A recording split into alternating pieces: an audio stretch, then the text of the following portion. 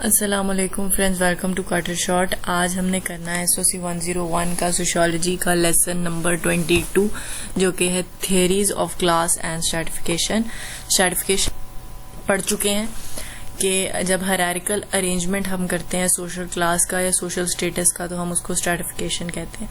अब इसकी थ्योरी हमें दी है कार्ल मार्क्स ने और उसमें मैक्स वेबर ने भी उनका जो है वो साथ दिया है।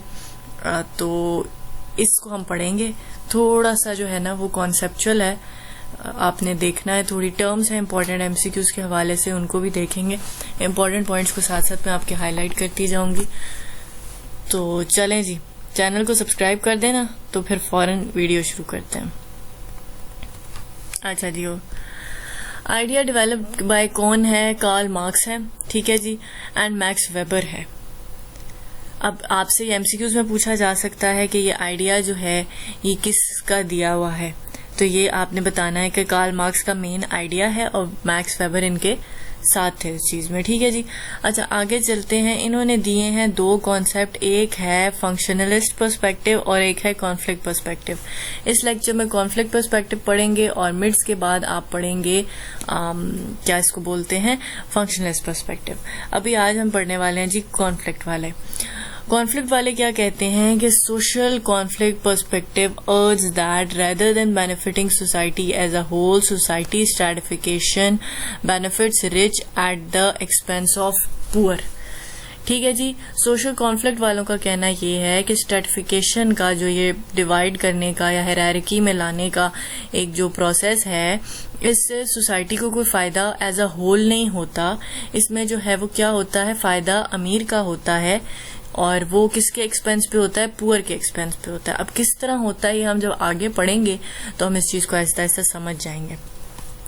अच्छा जी, मार्क्स ने क्या कहा है, हम यहां से स्टार्ट करते हैं, ठीक है जी।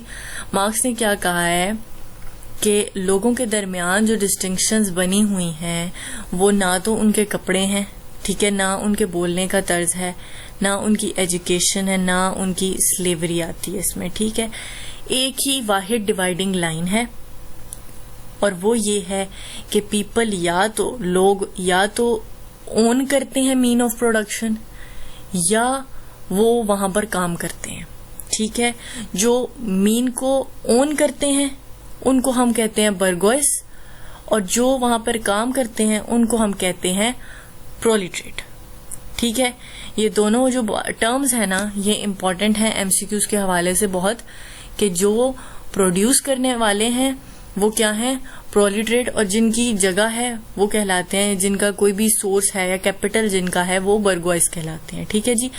हम एग्जांपल ले लेते हैं यहाँ पे कि एक बंदा है गांव में, उसकी जमीन है, ठीक है, बहुत बड़ी जमीन है, वो कहलाएगा बर्गोइस, ठीक है। उसने वहां पर रखे हुए हैं फार्मर्स और लोग वहां पे खेती बाड़ी के लिए, देखभाल के लिए, दवाइयां डालने के लिए, ठीक है।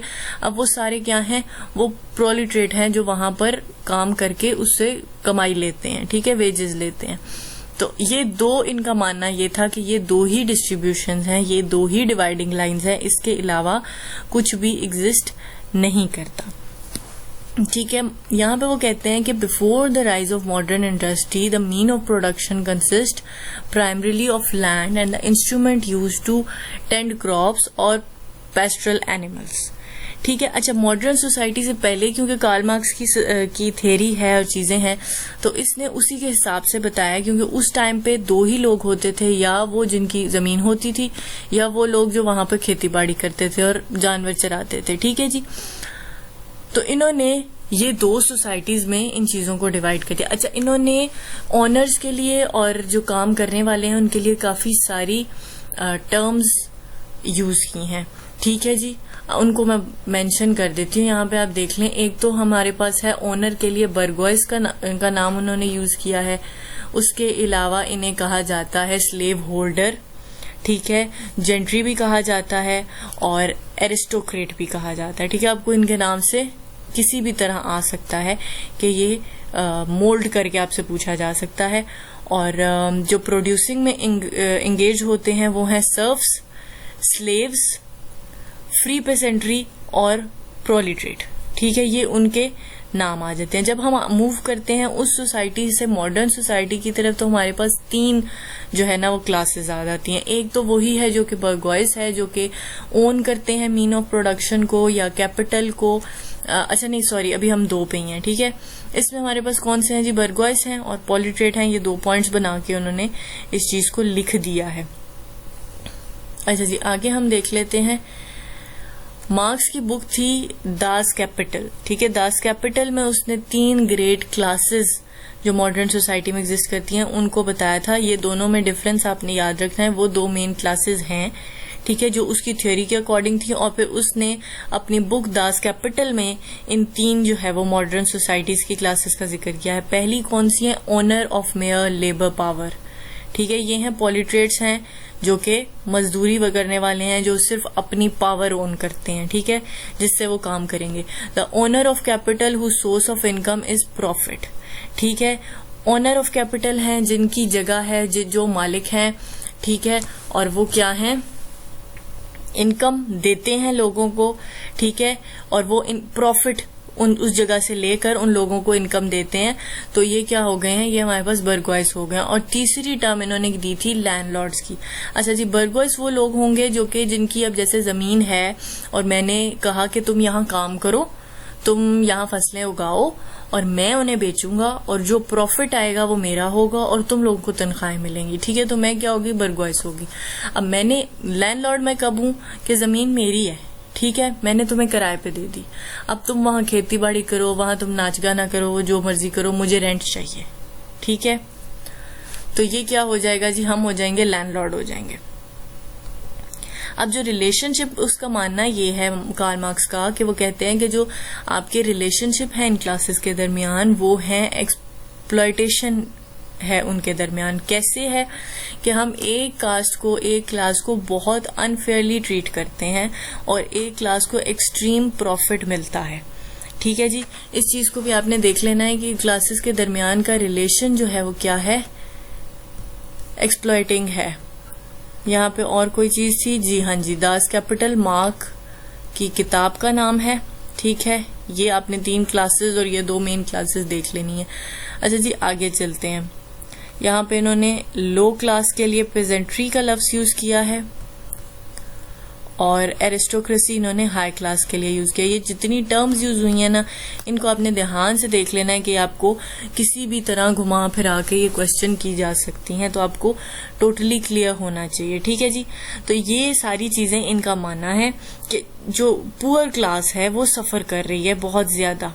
ये जो रिलेशन है एक बना हुआ, ये कोई भी एक इक्वल प्रोपोर्शन का की नहीं है। इसमें सिर्फ जो है, जो गरीब है या जो काम करने वाला तबका है, जो पेजेंट्री है, वो पिस रहा है। आगे देख लेते हैं।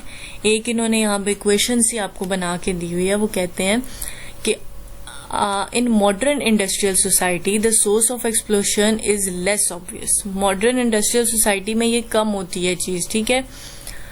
उसने ये क्लैरिफाई करने की कोशिश की है कि in the course of the working day workers produce much more than is actually needed by employers to repay the cost of hiring, ठीक है। अब लेट सपोज मुझे किसी ने हायर किया है 20,000 रुपए की तनख्वाह के ऊपर, ठीक है, लेकिन मैं काम क्या कर रही हूँ, मैं 40,000 के बराबर काम कर रही हूँ, मुझ पे इतना काम का बर्डन है। अब मैंने जो मेरी हायरिंग की कॉस्ट, मतलब जो मेरी पेमेंट थी, वो मैंने अपने काम से निकाल कर उससे डबल काम कर दिया, ठीक है। तो जो डबल काम कर दिया वो क्या हो गया, वो उसका प्रॉफिट हो गया, ठीक है। जो बंदा है, जो बॉस है वहां पे, जो कैपिटलिस्ट है, उसका वो प्रॉफिट हो गया। तो क्या है, value of product of labour, मतलब मैंने 40,000 का काम किया माइनस वैल्यू ऑफ लेबर, मेरी कितनी लेबर की वैल्यू है 20,000, द सरप्लस वैल्यू इज 20,000, ठीक है। तो ये इस तरह ये साइकिल चलता है, ये भी आपको जहन में रखना है। अच्छा जी, आगे देख लेते हैं। This surplus value is the source of profit which capitalist are able to put to their own use, ये मैंने आपको बता दिया है, ठीक है जी। The labour becomes a commodity, wealth is produced on a scale far beyond anything seen before, but workers have limited access to the wealth their labour creates. मतलब ये कि लेबर को उसकी मेहनत के मुताबिक चीजें नहीं मिलती, ठीक है। जो एक्स्ट्रा उसका काम है वो है तो उसी का काम, लेकिन उसका प्रॉफिट मिल जाता है उसके ऑनर को। जो आपका लेबर तबका है उसको एज अ कमोडिटी ट्रीट किया जाता है, जिनकी कोई मर्जी कोई वो चीज होती ही नहीं है, बस उन्हें कह दिया जाता है कि आप काम करो और वो काम करते हैं। यहाँ पे कार्ल मार्क्स ने एक टर्म यूज की है, पॉपुलराइजेशन। पॉपुलराइजेशन से मुराद ये है कि वर्किंग क्लास जो है वो तेजी से बढ़ती है, तेजी से गरीबी की तरफ बढ़ती है as compare to capitalist class. ठीक है, तो ये है कि इसमें सिर्फ एक क्लास बहुत ज्यादा सफर कर रही है और दोनों क्लासेस का गैप बढ़ता चला जा रहा है। अब ये इनइक्वालिटी क्या कॉज करती है? ये इनइक्वालिटी हमारी इन्वायरमेंट को खराब कर रही है। मतलब ये कि जो पुअर है वो एक्सट्रीमली पुअर है, उसकी फैमिली पुअर होगी, वो अपने बच्चों को अच्छी तरबियत नहीं दे पाएगा, अच्छी पढ़ाई नहीं दे पाएगा, फिर उसका माइंड जो है ना वो होगा एक स्लेव का। ठीक है जी, और वो यही सिखाएगा कि ये तुम्हारा मालिक है, तुमने इसको जी हजूरी करनी है। वो उसको जो है वो रूल करना नहीं सिखाएगा, उसको कैपिटलिस्ट बनने की तरबियत नहीं करेगा। वो अपने उसी माइंड और बिलीफ के साथ उसको भी स्लेव बनाएगा, और जो एक कैपिटलिस्ट है वो अपने उसी तर्ज पर अपने बच्चे को एक कैपिटलिस्ट बनाएगा। तो ये चीजें जनरेशन टू जनरेशन मूव करती रहेंगी और प्रॉब्लम्स इसी तरह चलेंगी। ठीक है, यहाँ पे कहते हैं कि marks saw great disparity in wealth and power arising from this productive system which made class conflict inevitable. Over time, Marx believed oppression and misery would drive the working majority to organize, challenge the system, and ultimately overthrow the capitalist system. ठीक है, वो कहते हैं कि marks का ये मानना था कि टाइम के साथ साथ मुश्किलात बढ़ती जाएंगी तो जो लेबर क्लास है वो एट द टाइम इकट्ठी होगी, यूनिटी दिखाएगी और कैपिटलिस्ट सिस्टम को बाहर फेंक देगी। ठीक है, क्योंकि ये हिस्ट्री से ये क्लास स्ट्रगल चलती आ रही है। ठीक है, अब मार्क्स के अकॉर्डिंग रेवोल्यूशन में क्या हुआ कि कैपिटलिस्ट सिस्टम सोसाइटी के सिस्टम से रिप्लेस हो गया, ये सोशलिस्ट सिस्टम से। ठीक है, किससे रिप्लेस हुआ है? सोशलिस्ट सिस्टम से। अब ये इसमें क्या होता है कि क्लास सोसाइटी, इसमें human will be able to live in a world where they are not prevented from realizing their full potential. मतलब अब जैसे जो स्लेव होता है वो स्लेव ही है, वो अपना पोटेंशियल रिकॉग्नाइज ही नहीं करता। ठीक है, तो क्लास सोसाइटी में ये होगा कि वो लोग अपना जो उनकी पोटेंशियल है वो उसको रिकॉग्नाइज करना शुरू करेंगे। और ये क्लास किस प्रिंसिपल पे मूव करती है? From each according to his ability. हर इंसान को उसकी, आप कह सकते हैं, हुनर, उसकी काबिलियत के मुताबिक मिलता है। To each according to his need, और उसकी जरूरत के मुताबिक ये ऑपरेशन में आएगा। ठीक है जी, ये कहना था कार्ल मार्क्स का। अब इन्होंने इसके आपको कुछ क्रिटिकल एवोल्यूशन बताए हैं। वो कहते हैं how do we motivate people to do their job efficiently. कैसे मोटिवेट करते हैं कि हम उनको कोई ना कोई रिवॉर्ड दे देते हैं। ठीक है, अब अगर वो कहते हैं कि हम हर किसी को रिवॉर्ड देंगे तो उससे तो कुछ नहीं होगा। मोटिवेशन तब आती है जब हम अनइक्वल रिवॉर्ड तकसीम करते हैं, उनको उनकी मेहनत के अकॉर्डिंग, उनके रोल के अकॉर्डिंग। अगर हम हर किसी को आप कहें कि रिवॉर्ड देंगे तो वो ना रिवॉर्ड की वैल्यू रहेगी और ना उस बंदे के काम की कोई उस तरह वैल्यू रहेगी और ना उसको खुशी होगी। In capitalist society the wages of worker have increased. ठीक है, जो स्लेव्स वगैरह हैं उनकी इनकम बढ़ाई है, वेजेस बढ़ाए। Here people talk of the affluent worker. Between the two classes, a third class of petite bourgeois. अच्छा जी, अब जो petite bourgeois हैं ये है स्मॉल ऑनर्स। अब जो उसका बिलीव था कि ये सिस्टम खत्म हो जाएगा, हर किसी को उसकी कैपेबिलिटीज के मुताबिक मिलेगा, ये कोलैप्स नहीं हो पाया बिकॉज ऑफ petite bourgeois, जो कि स्मॉल ऑनर्स जिन्हें कहते हैं, मैनेजर्स, ठेकेदार आम जुबान में जिन्हें कहा जाता है, सुपरवाइजर कहा जाता है। ठीक है, इन्होंने कैपिटलिस्ट सिस्टम को कोलैप्स होने नहीं दिया। ठीक हो गया जी, मतलब ये लोग उन्हीं को, लेबर्स को उसी तरह लेकर चले और इनमें से एक बंदा उठकर उनका ठेकेदार बन गया और बाकी सिस्टम उसी तरह चलता रहा। ठीक है जी, तो ये चीज उस तरह नहीं चली जो कि मार्क्स का मानना था। एक दफा मैं चीजों को रिपीट कर देती हूँ ताकि आपको समझने में आसानी हो जाए। थ्योरी हमें दी है कार्ल मार्क्स ने और मैक्स वेबर ने। ठीक है, मानना इनका ये था कि सोशल स्ट्रैटिफिकेशन सोसाइटी को बेनिफिट नहीं देती है, ये अमीरों को बेनिफिट देती है on the expenses of poor. कैसे कि मेहनत गरीब की होती है और प्रॉफिट गरीब की मेहनत से ज्यादा का मिलता है ऑनर को। ठीक है, उसके बाद उसने कहा है कि दो तरह के लोग होते हैं, एक जो प्रोडक्शन के मीन को ओन करते हैं जिन्हें हम bourgeois, owner of the land, aristocrat, gentry, slave holder, ये सब कुछ कहते हैं। ठीक है, और दूसरे होते हैं प्रोलिट्रेट जिनको हम सर्फ कहते हैं, स्लेव कहते हैं, यहाँ पे इनके नाम मेंशन थे जी, लो क्लास कहते हैं, कहाँ गए, हाँ जी, सर्व, स्लेव्स एंड फ्री पेजेंट्री कहते हैं हम, ये क्लास होती है। उसके अलावा इनका मानना है कि मॉडर्न सोसाइटी में 3 क्लासेस हैं, लैंडलॉर्ड्स की, बर्गॉइस की और पॉलिट्रेट्स की। रिलेशनशिप जो इनके दरमियान का है वो एक्सप्लोशन का है। ठीक है, उसके अलावा उन्होंने आपको यहाँ पे value of product of labour minus value of labour is equal to surplus value, जो कि प्रॉफिट होता है कैपिटलिस्ट का। उसके बाद उसने एक टर्म यूज की है पॉपुलराइजेशन, जिसमें से गरीब जो है वो गुर्बत की तरफ बढ़ता चला जा रहा है तेजी से। उसके बाद उसने आपको ये बताया है कि ये उम्मीद थी कि इनइक्वालिटीज खत्म हो जाएंगी, लेकिन ये खत्म नहीं हुई। कि किस सिस्टम के आने की, सोशलिस्ट सिस्टम के आने की तवक्को थी कि हर इंसान को उसकी कैपेबिलिटीज के अकॉर्डिंग मिलेगा, पर ऐसा नहीं हुआ। ठीक है जी, और ये आपका जो स्ट्रैटिफिकेशन है ये जनरेशन टू जनरेशन चला आ रहा है। क्रिटिकल एवोल्यूशन यही थी कि ये चीज खत्म नहीं हुई। ठीक है, उसी तरह अनइक्वल रिवॉर्ड्स की डिस्ट्रीब्यूशन होती रही है, और उसी तरह जो है वो आपका एक तो उसने जो क्वेश्चन दिया था कि उसने कहा था कि हर किसी को रिवॉर्ड्स मिलेंगे जॉब एफिशिएंसी पे, तो वो यही बात थी कि अनइक्वल रिवॉर्ड्स एफिशिएंसी क्रिएट करते हैं, मोटिवेशन देते हैं।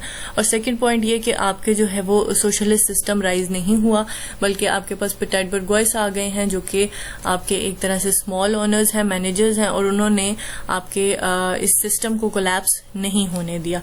ठीक है जी, लेसन फिनिश हो गया। कोई क्वेश्चंस हो तो कमेंट बॉक्स में पूछ सकते हैं। मिलेंगे नेक्स्ट लेक्चर के साथ। टिल देन टेक केयर, अल्लाह हाफ़िज़।